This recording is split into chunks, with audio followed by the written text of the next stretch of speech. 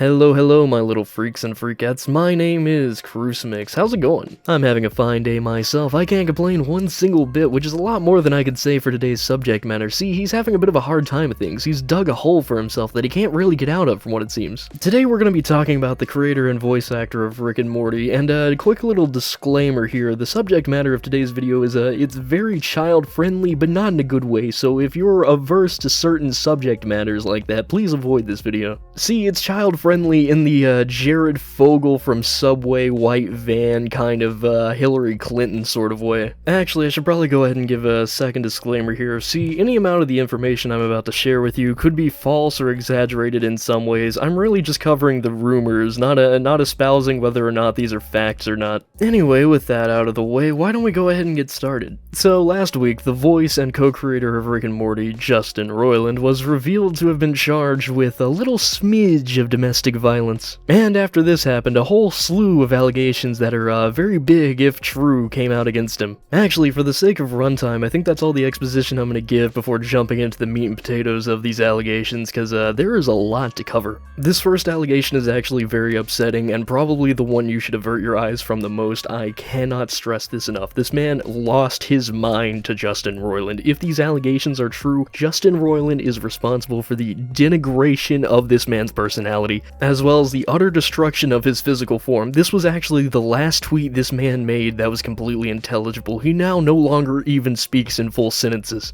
Anyway, Ricky Berwick says, Justin Roiland was actually nice to me until he beat me up and put me in this chair. And attached is a little DM between the two, just a little bit of camaraderie, very amiable, showing off the nicer side of Justin Roiland before this event transpired. And as I said, after this, Justin ripped off the mask. He showed the macabre underbelly of the Rick and Morty writing staff. He showed the Machiavellian hatred that lies beneath the surface of every joke. To really understand this darkness, you have to have at least 1,000 IQ, and it's very upsetting to see what has become of this person. There's a little bit of found footage of Ricky Berwick after this tweet. As I said, he degenerated to the point of not even forming full sentences anymore. Just take a look.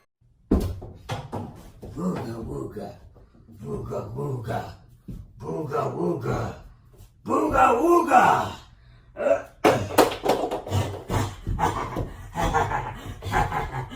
It's just heartbreaking to see such a drastic and tragic change in a human being. I mean, here's a before and after photo of Ricky Berwick. This is just awful. This makes me so sad. Anyway, as easily as I could stretch this for another 20 minutes, I better move on to the next allegation. This next user brought the public's attention to a little bit of an old podcast clip with Justin Roiland on it, and it is not a good look. Hopefully I won't get a copyright strike for including a minute-long clip of this, but I feel like it's important for you guys to have most of, if not all of, the full context. Because in this case, the more context, the worse it looks. For that, dude, Justin's advice for me to get a girl kind of worked out, but you should put a warning advice. Okay. Oh, I'm sorry, you should put a warning, only lasts 48 hours. Oh. Because the girl I said had a nice ass. Do you remember when you gave us advice? I said, tell her she's got a nice ass, my be God. a man, This be is tough. the one that everybody thinks was gay, right? At a school. I guess Be so. confident, act like you know you're fucking awesome, and Yeah. and if you're like in 4th grade, these girls, they're gonna be blindsided. 4th grade. If I could go back and be a 4th grade kid right now with what I know, oh my God, I'd be like walking around, I'd be getting laid every fucking day. Ew, gross. And in it would fourth be grade. and it would be legal too because I would be a little kid. And he's been practicing on a 4th grader now, so he knows how to do Yeah. it.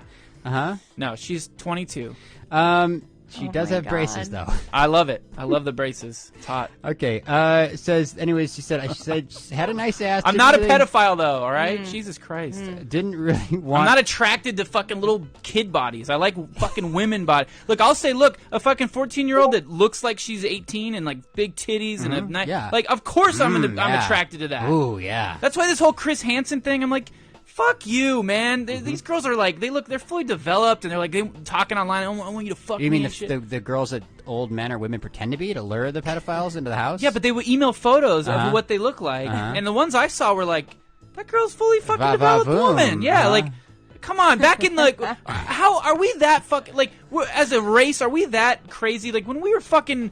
Morty, I turned myself into a pedophile, Morty. I'm pedophile Rick. That kind of sounded more like Duke Nukem than Rick Sanchez, but I tried, alright? Anyway, on to the third and final allegation, definitely the biggest one too. Marty America says, absolutely insane Riz from Rick and Morty's conversation with a 16-year-old girl. Now, before I read these screenshots, it is important to note that these are apparently not Marty's allegations. Apparently Marty is not a 16-year-old girl getting groomed by Justin Roiland. He took them from another user. These are also the allegations I'm most skeptical about. I'm not entirely sure how much I believe what's going on here is actually what happened, but it does seem like the case. It seems likely that this is the truth, but just in case it isn't, or if there's some other wacky bullshit going on, I'm not gonna tell you who the person is. It wouldn't be hard to find, I just don't feel like spreading the information. Anyway, Justin Roiland allegedly says, oh yeah, sorry, at the airport. It's an insane in the membrane. What time is it there now? And this girl replied, 11:37.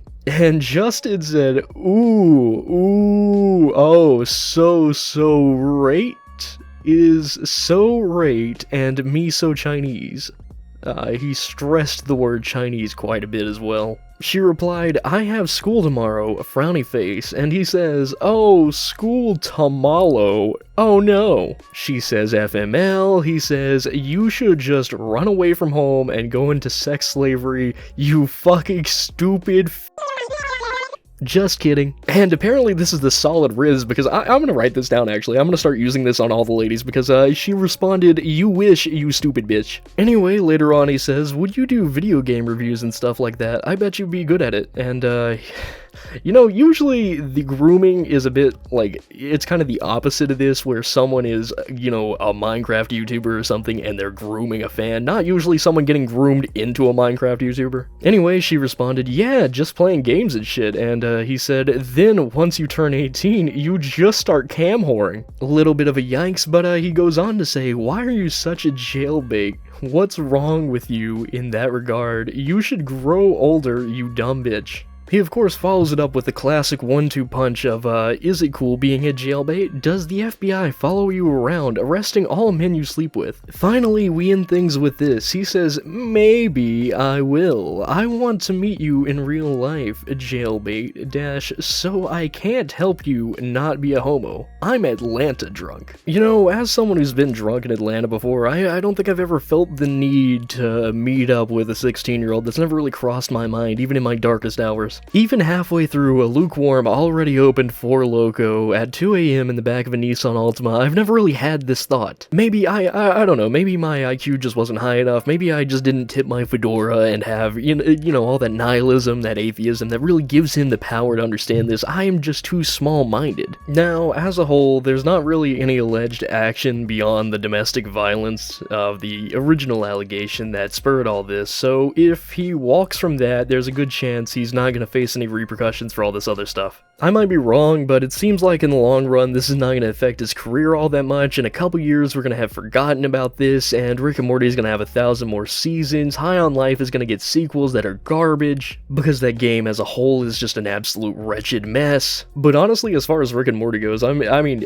me personally, I'm probably not going to let this allegation get to me, because I need something to watch whenever I'm gassed up. I might be the last human being still enjoying Rick and Morty. I mean, Bill Cosby is going to start touring next year supposedly, so if he can get away with literally everything he did, I don't know if this is going to follow Justin. But I don't know, maybe he'll become the white man's R. Kelly, with everyone rallying behind Rick and Morty. Or maybe he'll get completely canned, his name and face removed from everything, he'll be replaced by sound-alikes, the show will be slowly ran into the ground because they never really nail his cadence, but the incest jokes will be finally gone. I really don't know what the future holds. Dude is definitely a creep, but you know, people have beaten worse allegations, and as long as he keeps making entertaining things, I'll probably keep enjoying them just because I'm not that invested. I mean, you can judge me for that, you could say it's kind of wrong to enjoy media created by degenerates, but you gotta be honest with yourself. You still listen to Smooth Criminal, I know you do, it's a good song, everyone does. Plus, you're listening to a Crucifix video right now, you're tabbed over in a video game or something, and let me tell you, bud, I tie women to train tracks and laugh maniacally as I twist my twirling mustache. I'm actually responsible for most of the evil things that have happened throughout history. I'm the reason Hitler got rejected from art school. I threw a flashbang grenade at Helen Keller whenever she was just a baby. She was a normal person before me. Remember that time you pissed your pants in 2nd grade? It was me, I did that. You know, I vaguely recall having a point whenever I started this tangent.